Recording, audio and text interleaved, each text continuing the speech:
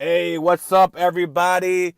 Thanks for tuning in. We're going to discuss Season 3, Episode 15.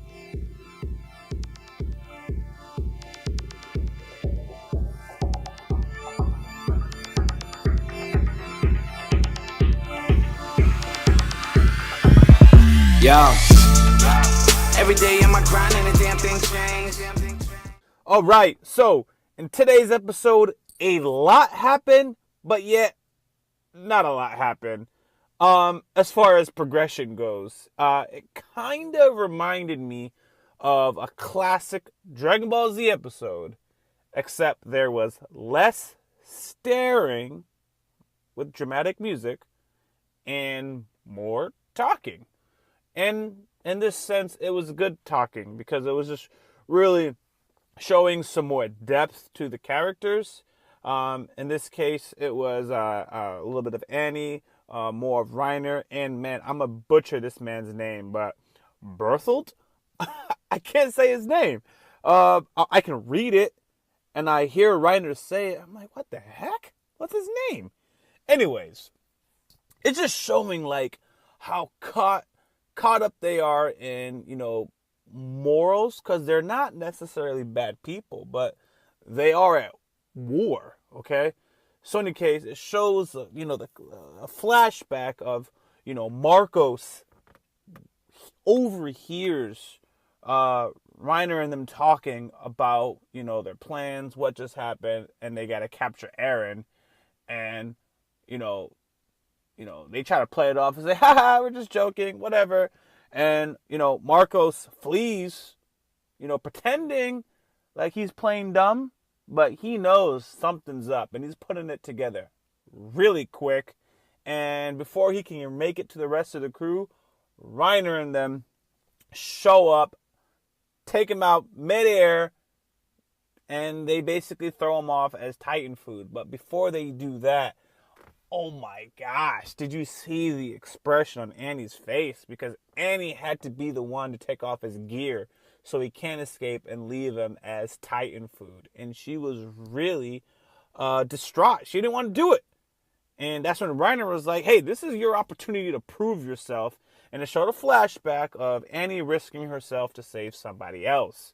So I really like the drama that Attack on Titan, really focuses on. Anyways, so let's get back into, what happened in this episode. So today's episode really focused on Berthodlt because most of the cases when it comes to the duo of Berthodlt and Reiner gets out of the spotlight. And let's face it, he has the cooler Titan form. But this time he's like, no, look, you got to step up, okay? Don't always wait for me to give the signal, right? You arguably have the greatest power, okay?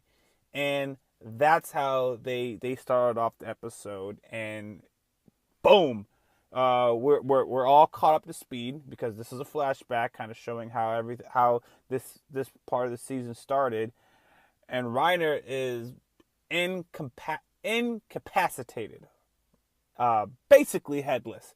It's not showing like too much of his head, but for the most part it's gone, and he's supposed to be dead as far as everyone's concerned. And his homeboy never showed up, and it's saying you're not supposed to wait for the signal, just look out, come, make a move, all right? Somehow Reiner's able to muster up. Well, there's not a somehow. The answer is, just like Aaron has stepped up his game, Reiner has also stepped up his game. These people are now able to transfer their consciousness to other parts of their nervous system. So that's what Reiner did. So he could take losing a large portion of his head and brain and still be alive. So he just gave one last roar in his Titan form, and that's him summoning Berthodlt. And everybody knows that that's what it is, and now they're like, oh crap, we gotta leave. Beast Titan just hurls a barrel over the wall, and here's our boy, well, not our boy, because I don't like these people. So in any case, Harry's coming, and everyone is expecting that he's supposed to transform into his Titan form. And I think that's him letting down Reiner, because he should have transformed, but he didn't. There's that little bit of a emotion. He's always hesitant, okay? Well, which fortunately is a good thing, because had he transformed, he would have wiped out everybody. Then again, maybe that's why he didn't transform, because they don't want to kill Eren, and we don't know if a blast that close would actually have killed Eren. Reiner can handle it because of the armor, but Eren, we just don't know. So in any case, Berthodlt actually confronts the rest of the crew, and Armin runs up on him, and he's like, hey, let's negotiate this, because Armin was actually feeling really bad, thinking that he killed, or they killed Reiner, he couldn't talk us out. So now he's trying to talk it out, and Homeboy's like, no, we can negotiate, but as long as it ends with all you guys dead. And Armin was shook. Like, this is what he wants. Anyways, it's clearly a stalling tactic. Armin is just trying to hold him off so the rest of the crew can run up and kill Reiner. And Berthodlt knows it. He knows that that's what the plan is, but yeah, he's still talking to him. So check this out. So as this man is distracted, the survey corps are running up to take out Reiner. He flips over. He's on his back, nape against the ground. They can't get to him. So, I mean, this battle is shifting from one direction to the next with no one getting the clear advantage. And Armin is using Annie as his weakness, and he is aware that Annie is being used as his weakness, and he's like, that's not going to work on me, but yeah, it's working on him. And he almost gets beheaded with the sneak attack. I would actually like to see more of these surveyors fighting each other, because that is pretty dope. But, obviously he gets himself out of there. He makes his peace. He's like, you guys are my comrades. Okay, I care about you guys, but you have to die. I mean, it just has to happen, is what the man is saying.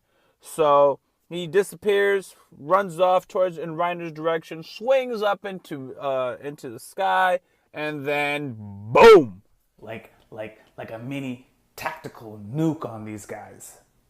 And to the best of our knowledge, anyone who was near Reiner is gone, dead, right? Just leaving the main crew, which Eren and them, which is about 5 people left, and they're like, oh crap. What do we got to do? Armin, you're in charge. What do we got to do? Armin's like, we got to run. We got to get out of here. But wait a second. He looks back at now the Colossal Titan, who's just throwing houses and there's fire all over. And what does it look like he's doing? He's basically cutting off the remaining Surveyor Corps. So now they're between fire and the Beast Titan. And apparently these 5 people, these 5 OGs, are going to band together and take out the Colossal Titan. Now, I'm thinking Armin needs to call Shikamaru Nara from Naruto and say, hey man, I need some help. I need some of your strategies, because I don't know how they're pulling this off. But when Armin's back is against the wall, he always comes through. People are going to die. A lot of people are going to die. But they're going to be one step closer, to achieving their goal. So, dope episode. I felt like basically only like 2 or 3 things happen, but it's just a further in-depth into character and drama. Attack on Titan is a soap opera with action, and I'm loving it. No shame. What are you guys thinking? Please drop a comment. What would you like? Please subscribe. Really appreciate your support. I'm really trying to transition to more of a full-time content creator. And the more you guys support, the more subscriptions I'm getting, the more time I can allocate and making the material better for you guys. So I thank you. Take care.